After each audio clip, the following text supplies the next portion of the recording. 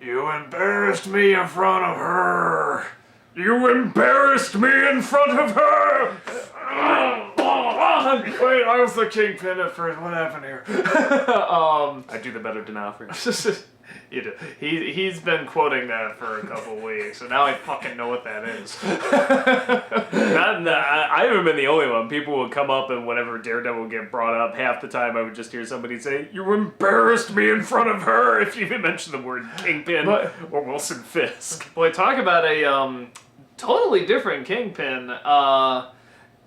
Then, okay. So I know the Kingpin in the comic. I know he's the Kingpin from the comic. I remember not in the look necessarily like skin color, but certainly in the way he acted was a little bit more like the movie. This one is a little bit more fascinating because they're introducing him in a way you would not normally introduce a character like this, which I like when they do that. He's like Kaiser Soze for the first 3 episodes. Like he did. No one sees him. No one. And then you see him, all and you hear is his name, and he's people like go, kind of "Ooh." awkward and shy on dates and stuff like that. Like, and you see him smash a guy's head. I was like, okay, well, he's kind of a thug too. And the funny thing is that I'm interested to see where it goes from here because this is an interesting trick I see, mostly movies, but some shows do, where their introduction of a character is not necessarily what you're going to see the majority of the time. Which sometimes throws me off a bit, but at the same time, it's enjoyable to go back and rewatch it again, because it's not necessarily, this isn't who the character isn't either, it's that we're showing you an aspect that you wouldn't be familiar with. It catches you off guard, which I like. Because I'm sure we're going to see him as the crime boss, and he knows what he's doing, and he can be a little nuts, and he's, actually very strong at what he does. Little nuts. Well, no, but I mean, like... He just took a guy's head off with a car door. No, but he had to get where he is somehow. There has to be this strength and this confidence for to me, him in there. he is one of probably the scariest villains I've seen in a TV show in a long time.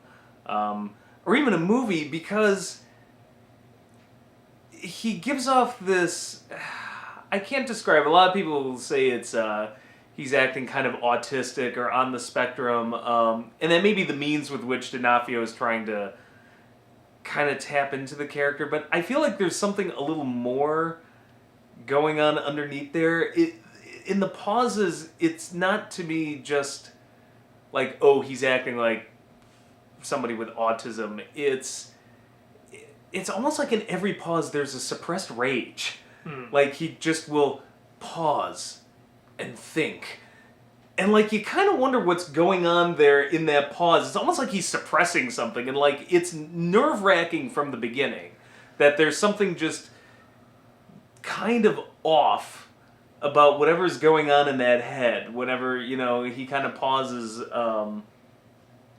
And then that scene comes out of nowhere at the end of this episode, and it's so brilliant because pretty much from this point on, at least for me, seeing it, having seen it already, I'm just freaking terrified of this guy, like, throughout because you never know at what point he's gonna snap like that again.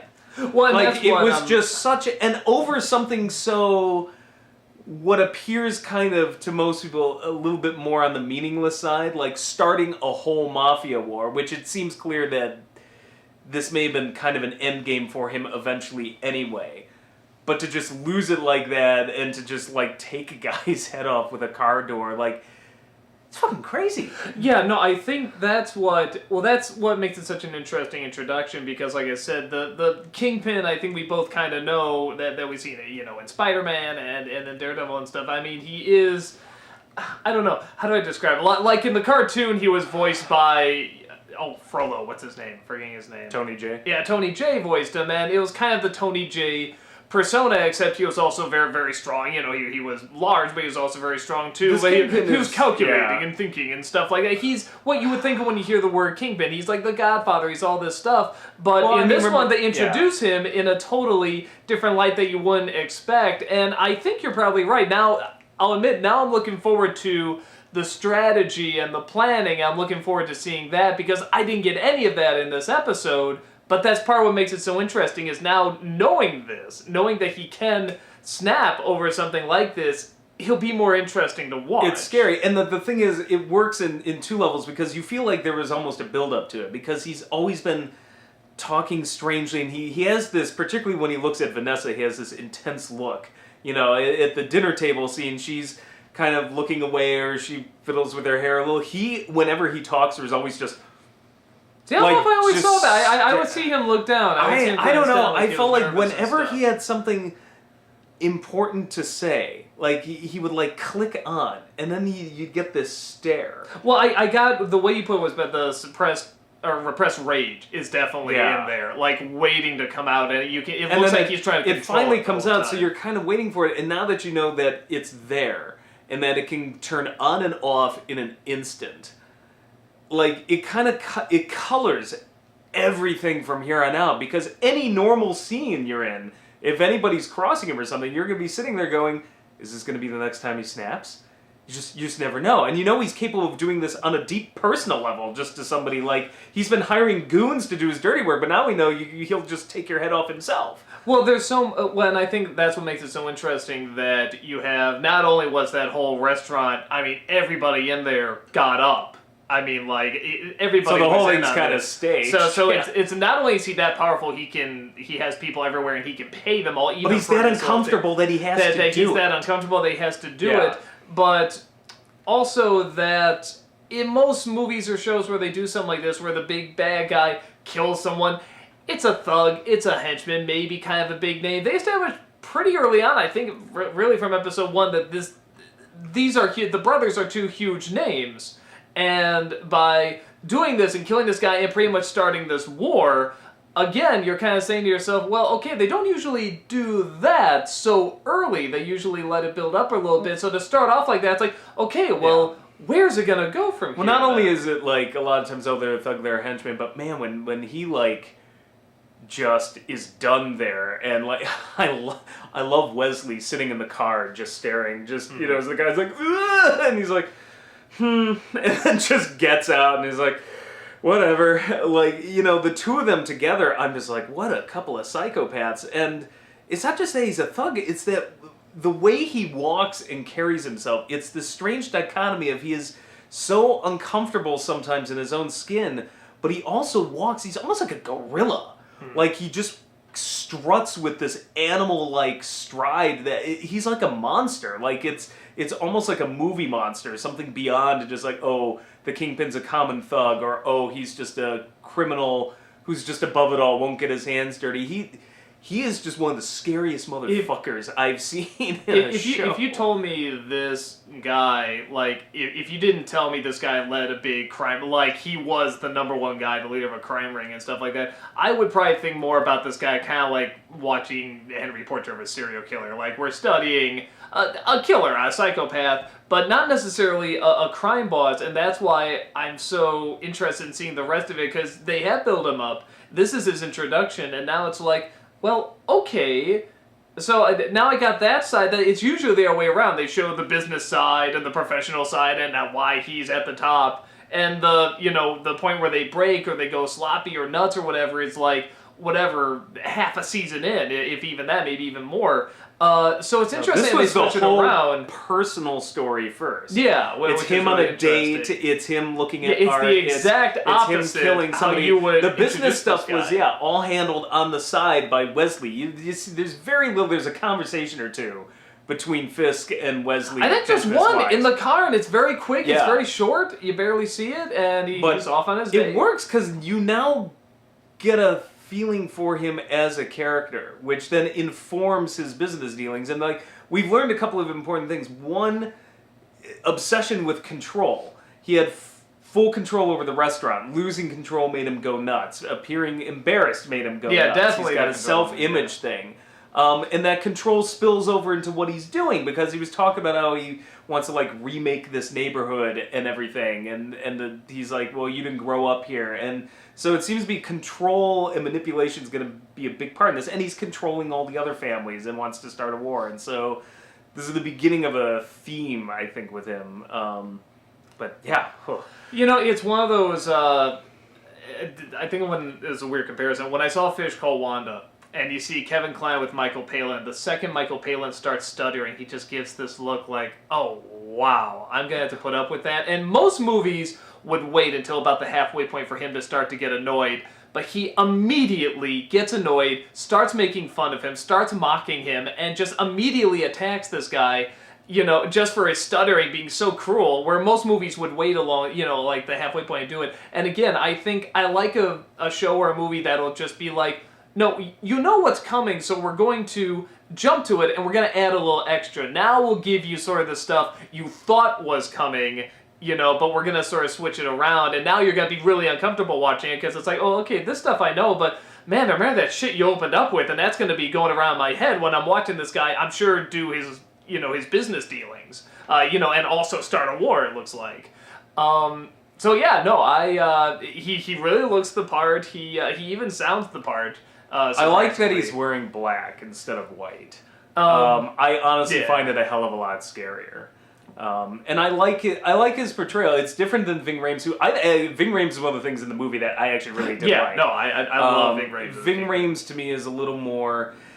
There's kind of two different Kingpins. The earlier Kingpin was a little goofier, and that strikes me as the more Ving Rhames kind of Kingpin. That's what I want. The big schemes and this and that. The later Kingpin was a little, not quite like this, but closer to this, a little more down to earth, not big into like giant death traps and goofy sort of schemes, but way more into this sort of criminal empire running that you see here.